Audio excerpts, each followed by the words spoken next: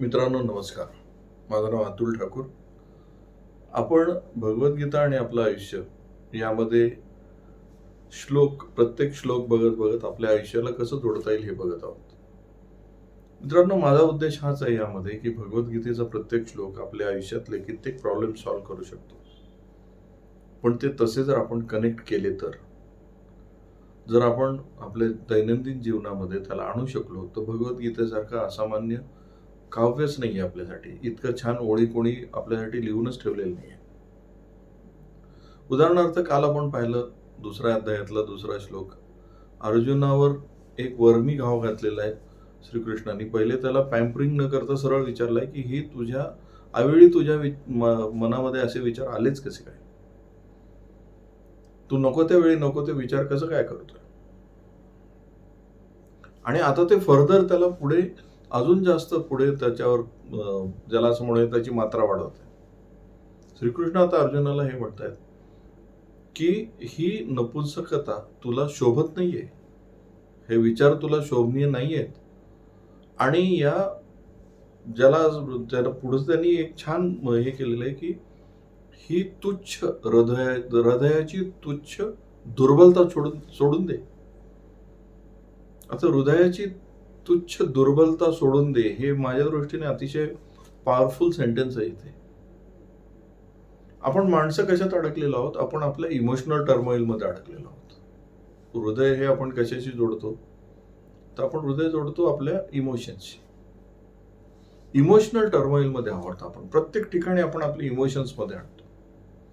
आणि हे इमोशन्स मध्ये आणल्यामुळे आपल्याला एक्झॅक्टली कळत नाही की नेमकं काय करायला हवं. इमोशनल माणूस हा प्रत्येक वेळी रॅशनल निर्णय घेईल असं बिलकुल नसतं.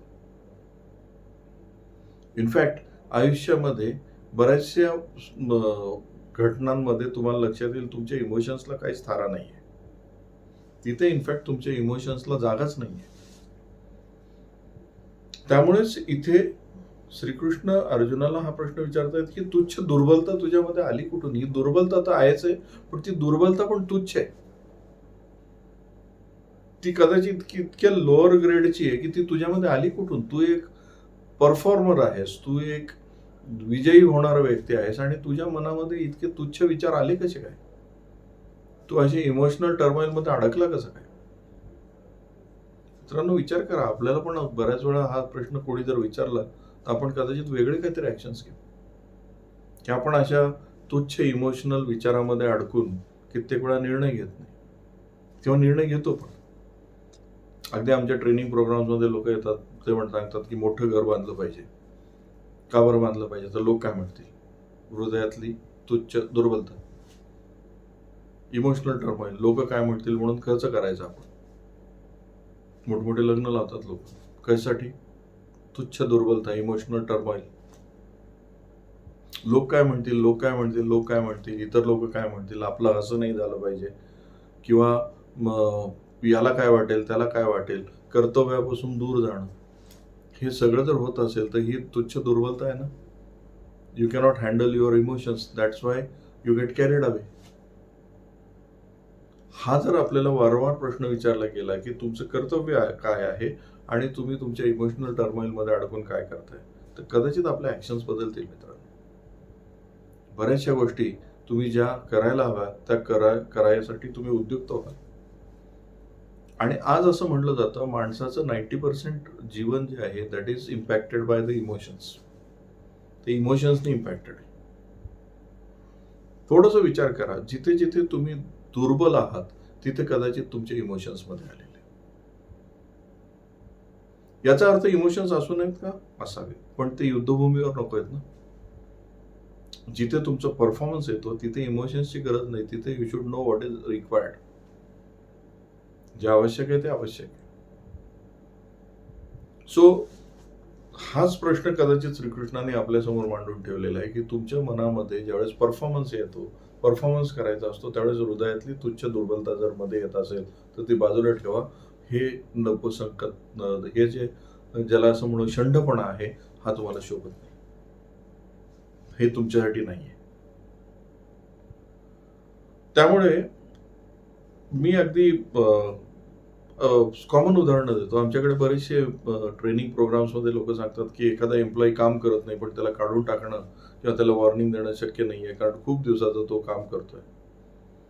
इमोशनल टर्मॉईल. एखाद्याला नोकरी देणं हे ॲग्रीमेंट आहे.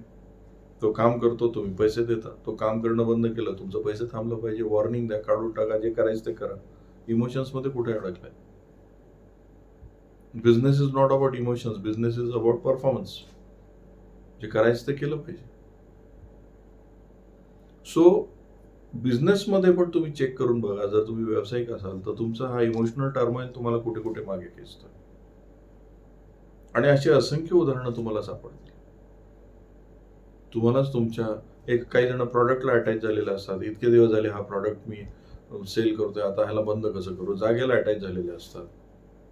इमोशनल टर्मॉइल्स प्रत्येक ठिकाणी आणत असतात. त्यामुळे त्यांच्या लाईफमध्ये प्रोग्रेस होत नाही किंवा ते माघार घेत असतात सतत.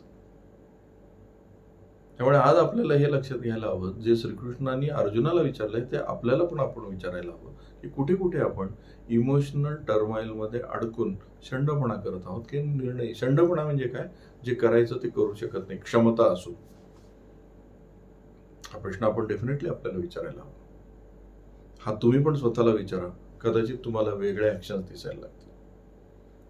मित्रांनो, आज आपण इथेच थांबूया. उद्या 4था श्लोक आपण घेऊया. हा व्हिडिओ आवडला असेल तर याला लाईक करा, शेअर करा, कॉमेंट्समध्ये आपला अभिप्राय कळवा आणि उद्या आपण परत एका नवीन श्लोकासह भेटूया. नमस्कार.